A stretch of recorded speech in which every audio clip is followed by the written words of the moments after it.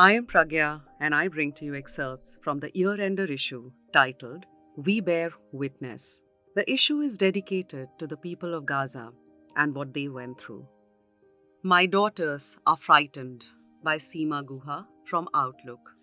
Nour Harazeen, a journalist, left Gaza along with her family a few weeks ago. Her 5-year-old twin daughters are bewildered by the devastation they see all around. Nour Harazeen, a journalist from Gaza City, who has been constantly on the move from one place to another to escape the Israeli bombings, lost her friend recently. She sustained a head injury, but the hospital, despite all the efforts of doctors, could not save her. There was nothing for them to work with, no oxygen, no medicines, not even syringes to give her an injection to relieve the pain. She died in great pain, says Harazeen. This is not just the fate of a friend, but thousands of others having the misfortune of living in the world's largest open-air prison. No one can erase the picture of a Palestinian doctor being consoled by his colleagues after he was forced to amputate the legs of his young son without anesthesia. Since Israel decided to invade Gaza and inflict collective punishment on the hapless civilians for the October 7th attack by Hamas, life has never been the same for Harazeen and many others. The stench of death hangs heavy over the land, and cries of anguish fill the air from time to time. It is a black hole from which there is no escape. I, along with my family, left Gaza 2 weeks ago. We are now in central Gaza, in a city called Dar al. The situation is dire. Every building in each neighborhood has been bombed out by the Israelis. People have lost young children, wives, sisters, and aged parents, says the 33-year-old journalist. Many doctors and nurses and over 90 journalists have lost their lives as well.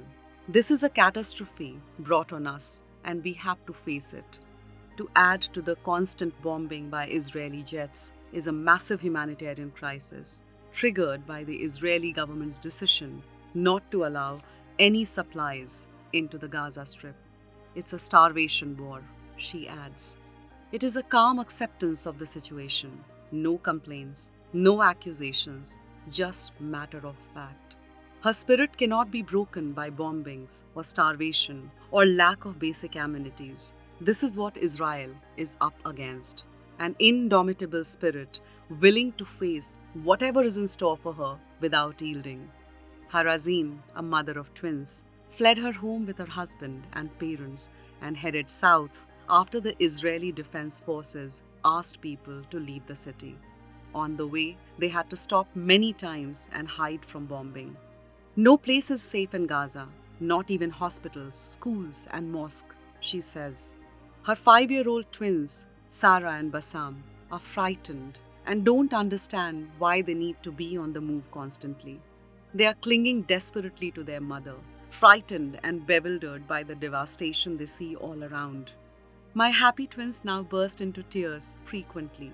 The situation is getting to them, she says. She never imagined things would come to this when she decided to move to Gaza, home to her parents, in 2004. She had been living in the UAE and was born in Egypt, where her father was working at that time. When her parents decided to move back to Gaza City, she decided to return to her homeland. In Dar al too, things are very bad. There is no running water, no electricity. For women, it is even worse. No sanitary napkins are available. There are no diapers for children, she says. Many women are taking pills to delay their periods. The markets are empty. If you are lucky, you can occasionally get vegetables. On rare occasions, we get a bit of cheese or a few candies for the kids, all at prices 10 times more than normal, she adds. For this and more, read the year-ender issue of Outlook.